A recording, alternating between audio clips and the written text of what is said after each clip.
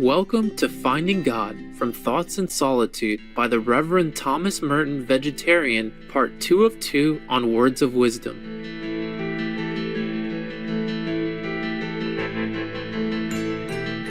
The Reverend Thomas Merton, an important Catholic mystic and spiritual thinker, was born in 1915 to a New Zealand father and an American mother. The many life situations he encountered in his youth led him to explore religion and spirituality, and eventually to devote his life to God by becoming a monk and later a deacon at the Abbey of Gethsemane, a part of the Order of Trappists in Kentucky, USA. He also enjoyed living alone in a hermitage in the monastery's wilderness area. During his monastic life, Thomas Merton developed his writing talent by translating religious texts and writing biographies. He also penned poetry as well as books and articles on topics ranging from spirituality to social justice and peace. One of Merton's most famous statements was, "For me to be a saint means to be myself. Therefore, the problem of sanctity and salvation is in fact the problem of finding out who I am and of discovering my true self." He also said, "We are living in a world that is absolutely transparent, and God is shining through it all the time." This is not just a nice story or a fable, it is true. Believing in the equality of all religions, Thomas Merton became deeply interested in Eastern traditions in the later years of his life. He also held lively discourses with His Holiness, the 14th Dalai Lama.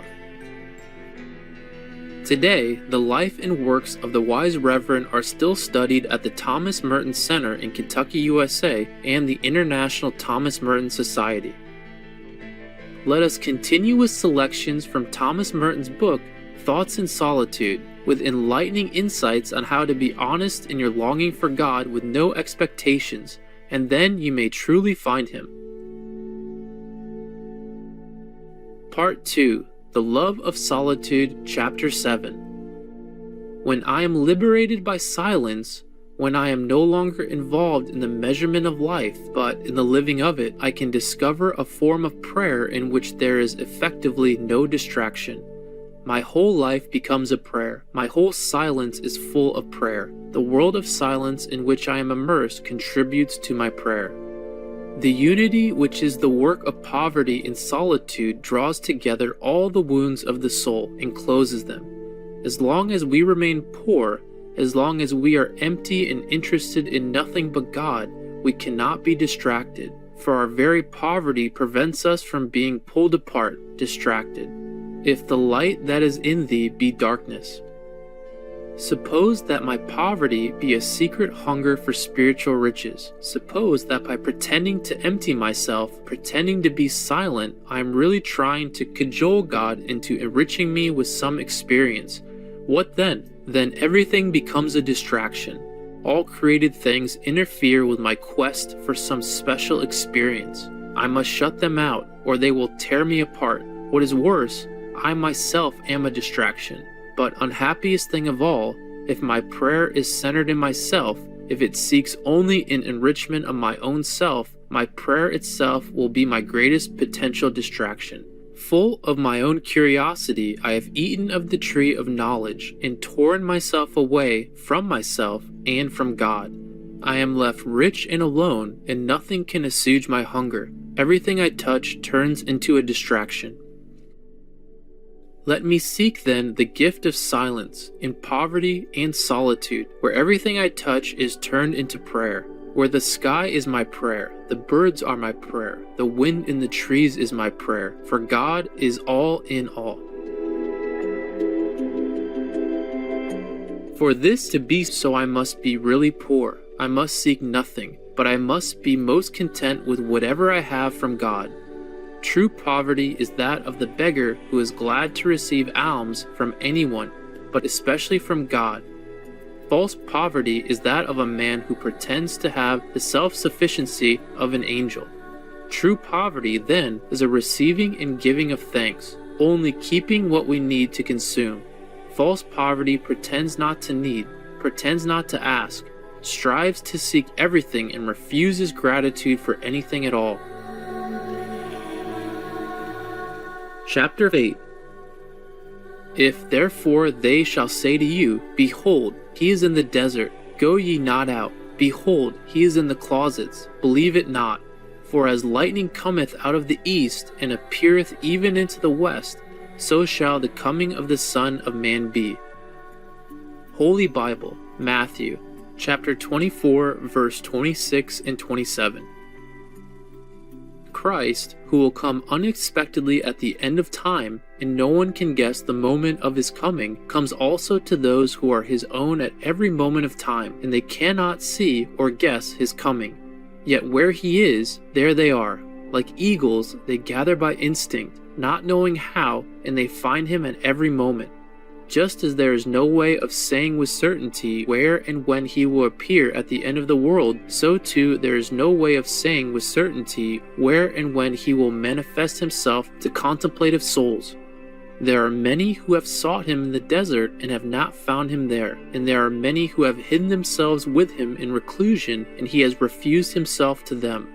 To catch him is as easy as catching the lightning, and like lightning he strikes where he pleases. All truly contemplative souls have this in common, not that they gather exclusively in the desert or that they shut themselves up in reclusion, but that where he is, there they are. And how do they find him? By technique? There is no technique for finding him. They find him by his will, and his will, bringing them grace within and arranging their lives exteriorly, carries them infallibly to the precise place in which they can find him. Even there, they do not know how they have got there or what they are really doing.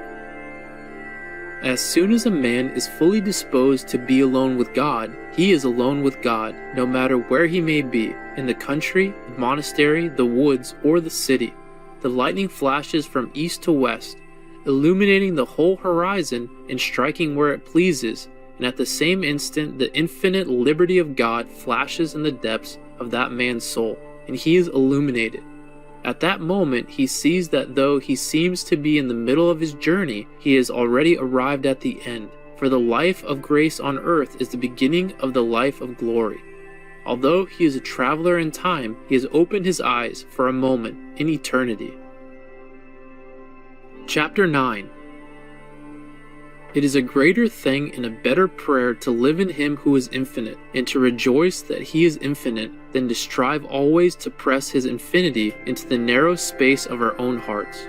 As long as I am content to know that he is infinitely greater than I, and that I cannot know him unless he shows himself to me, I will have peace, and he will be near me and in me, and I will rest in him.